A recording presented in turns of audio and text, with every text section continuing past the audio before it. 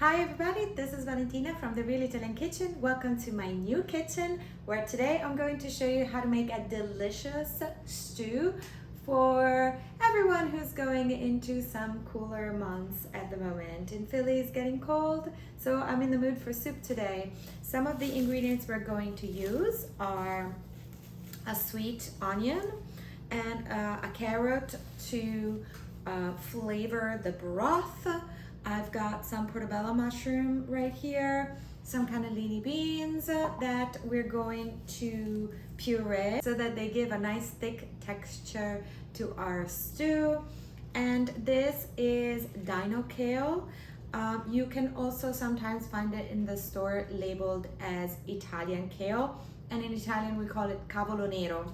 This is normally what you would find in a Tuscan soup, for example. And did I already say yellow potatoes?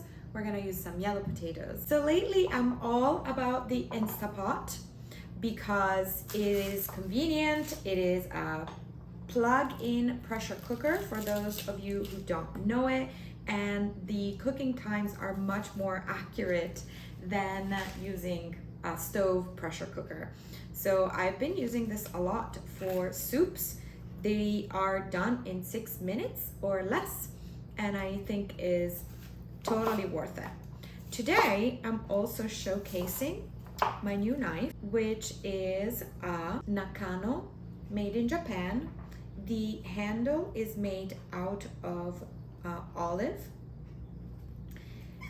and the blade is stainless steel. It is a very lightweight knife that is perfect for cutting a variety of vegetables without fretting over whether you're gonna break the blade or not, like sometimes happens with ceramic knives.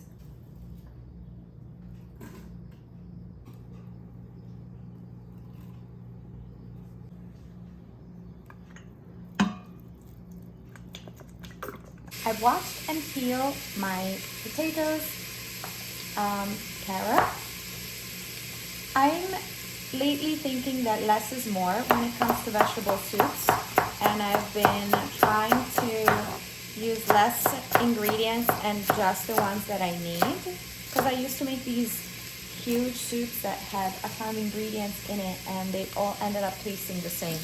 So by eliminating some of the ingredients, for example, I have no celery in this recipe, I get different flavors to come through. The first thing we are doing is sauteing the onions and the carrots in some olive oil. And it smells amazing. While those saute, I'm going to cut the potatoes in little chunks.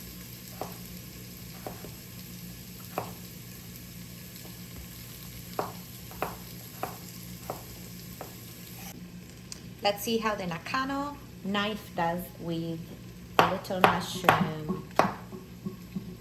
Okay, so I have a horrible cutting technique, and my favorite way of cutting mushroom is the guillotine effect. I know a lot of chefs out there are gonna be like, ah, she's gonna cut a finger off. I promise you I won't. I never do.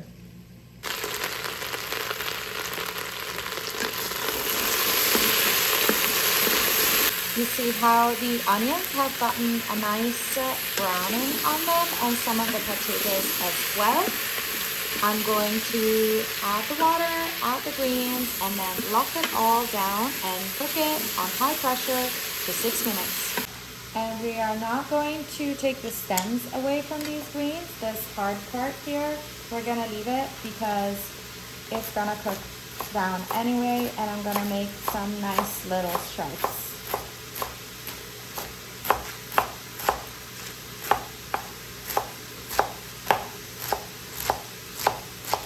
And I know this looks like a lot of kale.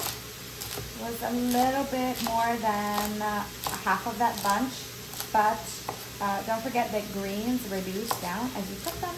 So whatever looks like a lot right now, it's gonna look like not so much once it's cooked. It's 1 carrot. I'm going to add another carrot.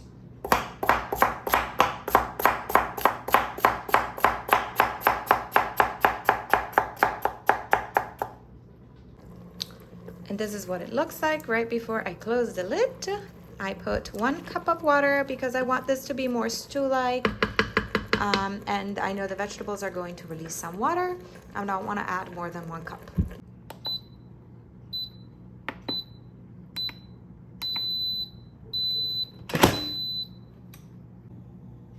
Once the timer has ended, release the pressure manually.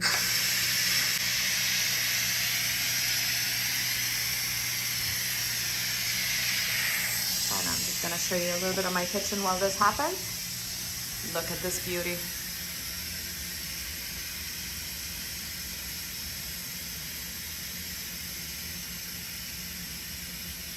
Oh, messy today.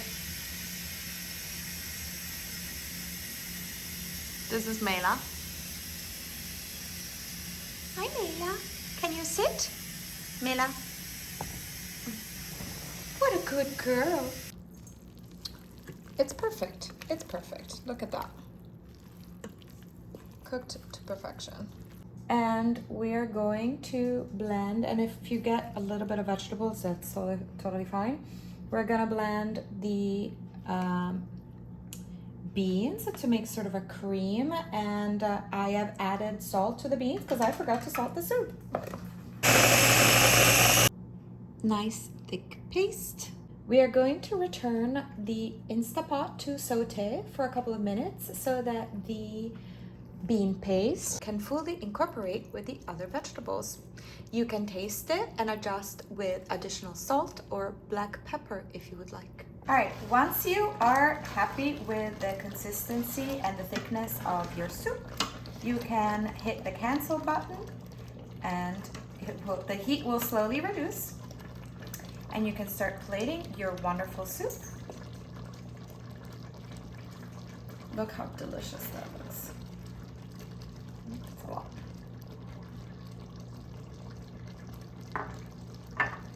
And you can garnish with another little bit of olive oil. If you have it, a little bit of parmigiano cheese, or you could keep this vegan and not add the cheese. It doesn't need, it's creamy enough as it is. And now we're gonna try it. I am so excited. I've tried some already, so I know it's good. It's probably boiling hot. This is one of my favorite comfort food, and I learned how to make these back at home when I was still living in Tuscany.